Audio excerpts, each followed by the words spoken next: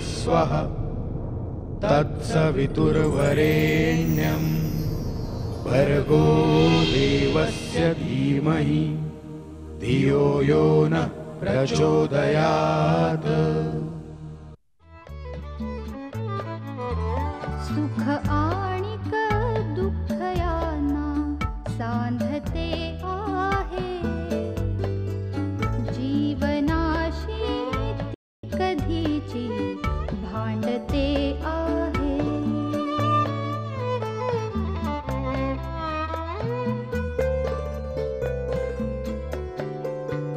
दोन डोळ्यांनी मुक्याने बोलताना ती वेगळे काहीतरी बघ सांगते आहे।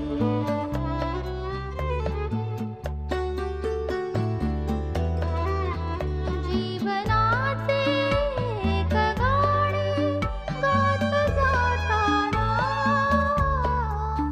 वेगळीशी चाल त्याची बांधते आहे। जीवनासाठी जणू ही अकस्मिता, सुखाणिक दुःख वेडी अवंतिका।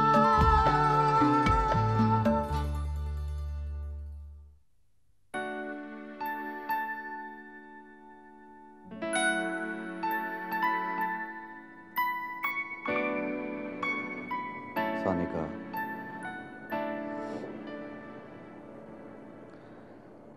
सानिका काय हे? किती अपसेट झालीस तू?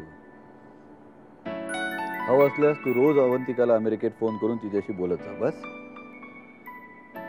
बघ ना, सध्या कम्युनिकेशन इतकं ऍडव्हान्स झालेलं आहे की 7 समुद्रा पार असलेली माणसं सुद्धा आपल्या जवळ आहेत असं आपल्याला वाटतं, नाही का?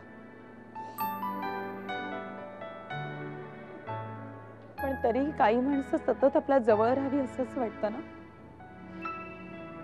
अवंती तशीच आहे। तू एक काम करतेस का? अजूनही विमान उडलं नसेल तर तू तिला पटकन फोन करून थांबायला सांगतेस? विमान उडायची वेळ झाली म्हणून तर इथे येऊन उभे राहिले ना मी।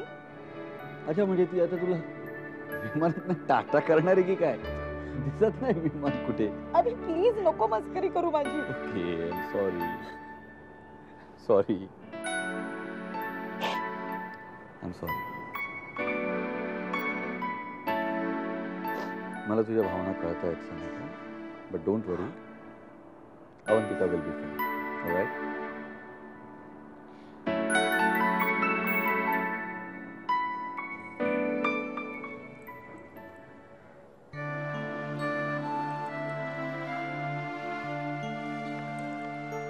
काय रे, काय झालं? अण्णा, बहुतेक अवंतिका गेलेली दिसते। डॅड प्लीज जाऊ दे ना डॅड, येईल ती परत।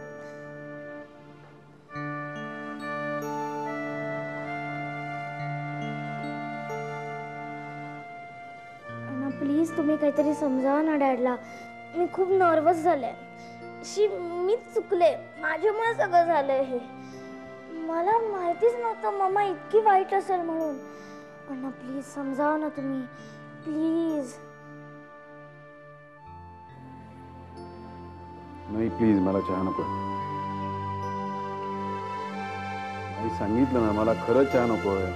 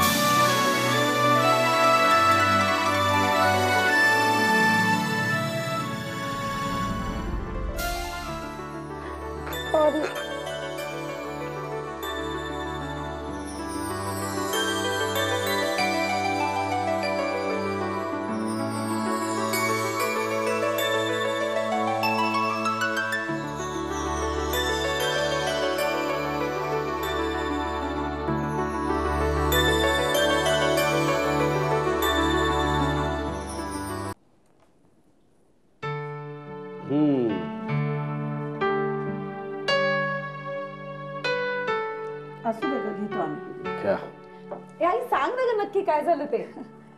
अगं, आवीचा परदेशी जायचा निश्चय डळमळू नये किंवा शशांकच्या फोनमुळे तिला तिथं दूर जाणं कठीण वाटू नये म्हणून त्याचा 2-3दा फोन येऊन गेला तरी मी तिला सांगितलंच नव्हतं. पण आम्ही मुंबईला जायला निघालो आणि वाटेत बघितलं तर सारखे तिचे डोळे भरून येत होते. त्यावरूनच कळत होतं तिला किती वाईट वाटतं. मग माझ्याही मनाची चलबिचल व्हायला लागली. अगदी राहावे ना बाई मला. मग काही नाही सांगून टाकलं, शशांक सारखा कॉन्टॅक्ट करण्याचा प्रयत्न करतोय पण मी तुला सांगितलंच नव्हतं म्हणून. मग मग काय, ती एवढी डिस्टर्ब झाली होती म्हणजे इतकं डेस्परेट होण्यापेक्षा त्याला फोन लाव ना एकदा. हा, मग अवंतिकाने त्याच्या घरी फोन लावला. तो त्या भावाने उचलला त्याच्या. त्यांनी सांगितलं की जुई अवंतिकाला आई म्हणून स्वीकारायला तयार आहे. काय? हा, हो ना, आणि धक्काच बसला आम्हाला. सुखद धक्का. अगं, पण इतकी क्रुशल वेळ होती ना, म्हणजे फ्लाईटने निघून जायचं का परत मागे फिरायचं हा निर्णय घ्यायचा होता. मी सांगितलं अवंतिकाला, आता तुला जे योग्य वाटेल ते तू कर. आणि आवीने परत जायचं ठरवलं. शशांकवर खरंच प्रेम आहे हो तिचं. पण त्यावेळी शशांक नेमका कुठे होता? तो निघाला होता मुंबईला जायला, पण मग त्याला न कळवता एकदम सरप्राईज करायचं ठरवलं सिद्धार्थ आणि सलीलनी. शशांक साठी तेवढाच कहाणी में ट्विस्ट. माय गॉड, अरे काय आहे सगळं. हो, एकदम अचानक. सुलभा, तू सांगितलं तसंच झालं. खरंच एव्हाना शशांक आला असेल नाही परत.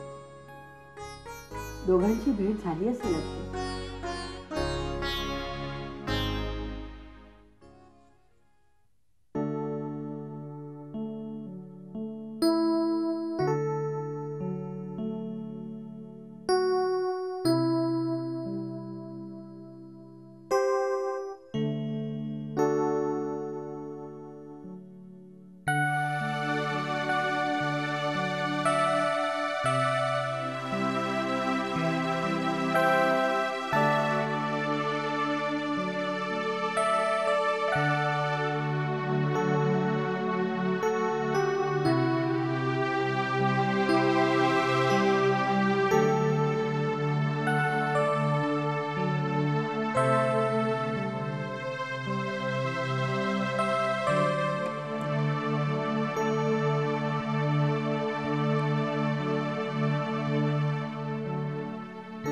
मला वाटलं होतं की मी तू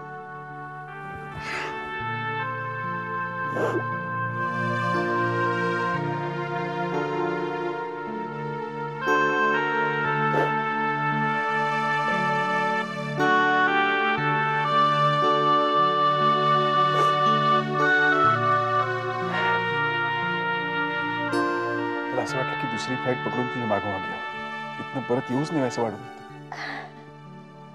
खरं सांगतो, मला वाटलं की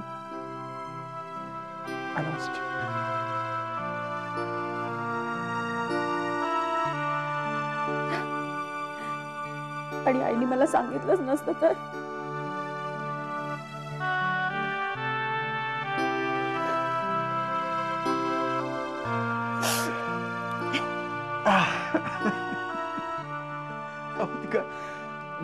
मला खरंच वाटत नाही मला की तू माझ्या आणि जुईच्या एका हाकेसाशी सगळं सोडून आलीस.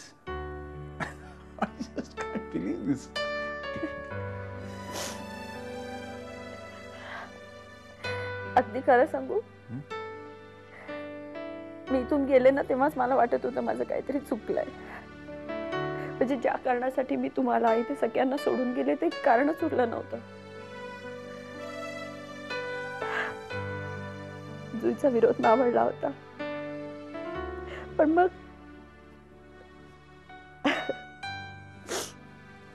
मी एअरपोर्टला गेले तेव्हा मला वाटत होतं काहीतरी होईल, निदान सी ऑफ करायला तरी तुम्ही याल म्हणून.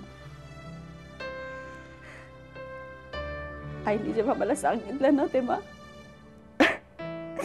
मला असं वाटलं की काय वाटेल ते करावं आणि उडत उडत इकडे निघून यावं. पण तू दिसेपर्यंत आपला जो काही लपंडाव चालला होता त्यामुळे माझा जीव गेला होता. I am sorry.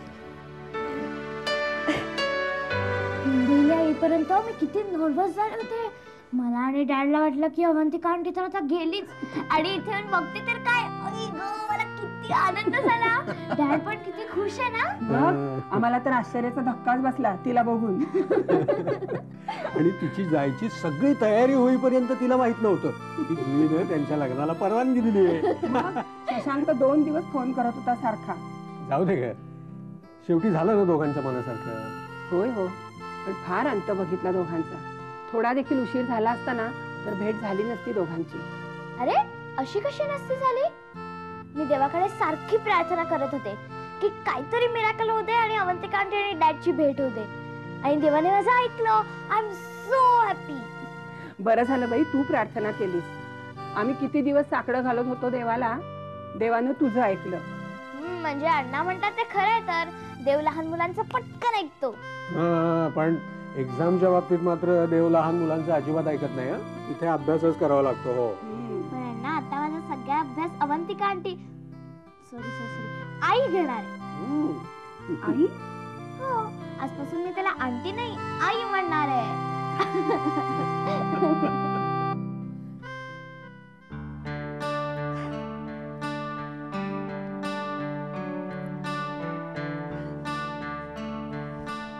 चांगलं होऊ दे. काय म्हणतायत नेरुरकर बाई? शशांक काय म्हणाला? काही नाही, सगळ्यांना खूपच आश्चर्य वाटलं. इतकं अचानक सगळं घडलं ना.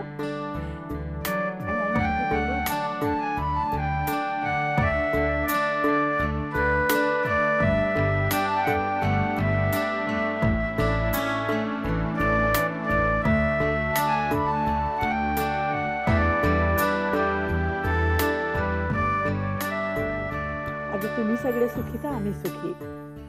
झालं ना मनासारखं. थांब तोंड गोड करते. चला आता सगळ्या नेरुरकर मंडळींना घरी बोलूया.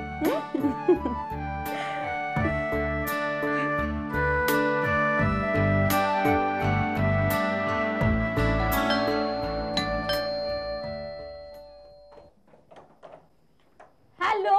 हॅलो. मी केव्हाची वाट बघते माहितीये. तू आली नाहीस ना एअरपोर्टवर? अरे तुम्हीच तर मला सांगितलं की दोघांना घेऊन उगाच येऊ नकोस म्हणून. काय कमाल करता. मस्करी केली. I miss you. ऐक, कसा झाला प्रवास? चेहऱ्यावर थकवा दिसतोय का? नाही, फ्रेश दिसतोय एकदम. मग अगं 1.5 वर्षाने घरी येणार याचाच आनंद एवढा मोठा होता की थकवा जाणवलाच. शुभम.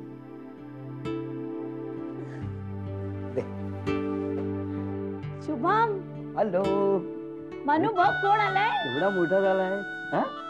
रे ए मनी. शुभम, हो काय मस्त चित्र काढलंयस तू. Hello.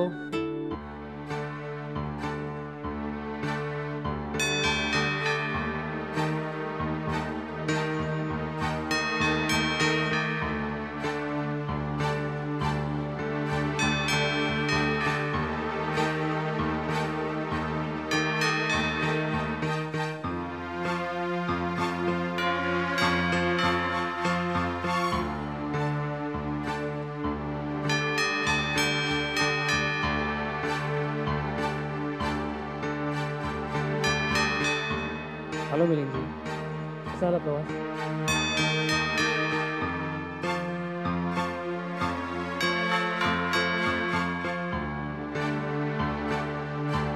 God, seriously I can't believe this यार. खरंच? अगं या सगळ्या गोष्टी इतक्या अचानक घडल्या ना, म्हणजे ज्याला आपण काय म्हणू, म्हणजे तुझ्या भाषेत सांगायचं तर ज्याला मिरॅकल म्हणूया आपण. मी खूपच आनंदात आहे. इतक्या उशिरा का होईना पण अवंतिकाच्या मनाप्रमाणे सगळं घडलं. खरंच खूप सहन केलं रे तिने. म्हणून तर खूप वाईट वाटायचं ग. पण चला आता सगळं तिच्या मनाप्रमाणे घडलं ना. I am very happy. खरं सांगायचं तर तुला जेवढा आनंद झाला नसेल ना तेवढा मला झालाय. का? ऍटलीस्ट आता तरी मला तुला या तुझ्या ब्लू मूड मध्ये बघायला लागणार नाही. काय माहित काय, जेव्हा तू आनंदात असतोस ना, even I feel very happy. Anushka, तुझ्यासारख्या इनफॅक्ट तू खूप वेगळी आहेस. I know that. Seriously. Anyway, आपण हा आनंद एक मूवी बघून सेलिब्रेट करायचा. मूवी जाऊया, पण आज नको. मला अगं घरी जायचंय लवकर. अगं पार्थ खूप माझी वाट बघत असतो. मला जायला उशीर झाला की मग रडायला लागतो, खूप डिस्टर्ब होतो. मला जाम गिल्टी वाटतंय. परत जाऊया कधीतरी. Okay, I understand. चल बाय.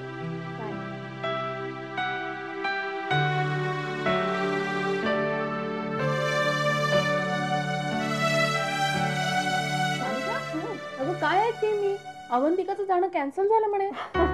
खरंच आहे अगं ते. मला इतका आनंद झालाय ना की मला काय करू आणि काय नको असं झालंय. बरं झालं, तुझ्या मनासारखं झालं. केवढी डिस्टर्ब झाली होतीस ग तू. अगं ती जाणाऱ्या विचारानेच मी इतकी सैरभैरी झाले ना. पण अनिता एक सांगू, अवंती म्हणजे ना एक मॉरल सपोर्ट आहे. ती अशी कुठे आजूबाजूला जरी असली ना तरी कुठल्याही संकटाशी मी सामना करू शकते. एवढ्या चांगल्या गोष्टी घडतायत पण संकट काही तुझ्या डोक्यातून जात नाही. खरंच आहे. आता कुठे चांगल्या दिवसाला सुरुवात झाली. अवंतीचं लग्न होईल आता आणि मी खात्रीने सांगू शकते की ती आता खूप सुखात असेल. नशिबाने तिची घ्यायची थोडी परीक्षा घेतली. आता एकदा सलीलचा संसार सुरळीत झाला ना की आमच्या घराला लागलेलं ग्रहण संपलं.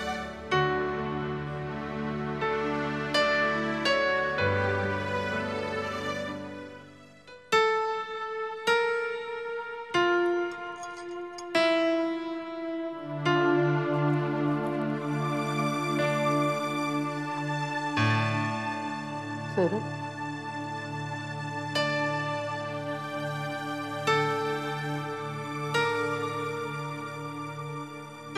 बोला ना मग. सौरभ, मेजर अग्निहोत्री आणि सोनालिका येऊन गेले. बरी वाटली आम्हाला ती. कोण? सोनालिका बद्दल बोलतोय मी सौरभ. ऐसी मला वाटलंच त्या इंटेन्शननेच तुम्ही तिला बोलवलं असेल.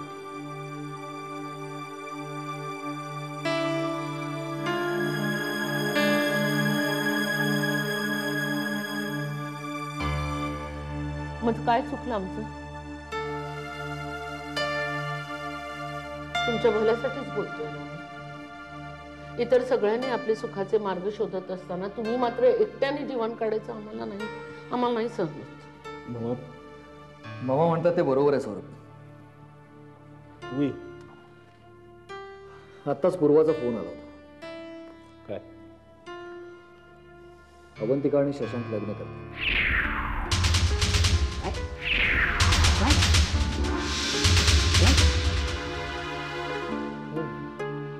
पण ती तर तो कॅलिफोर्नियाला जाणार होती पण गेली नाही. हे तर जुईने लग्नाला परवानगी दिली आहे. लवकरच दोघंही लग्न करतात.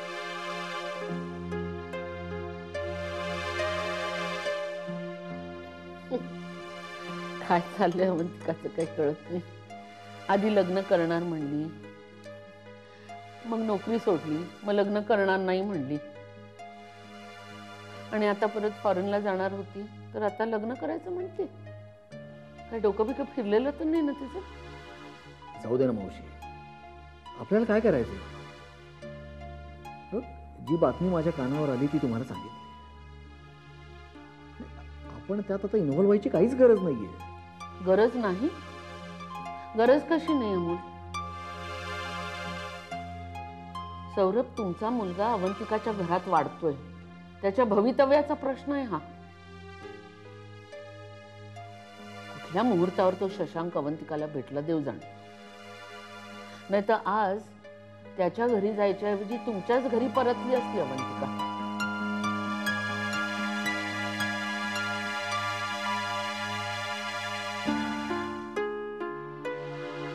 शशांकशी लग्न करणार नाही म्हणून आम्ही निश्चिंत होतो. आता मात्र आर्याच्या काळजीनं आमची झोप पुन्हा उडली.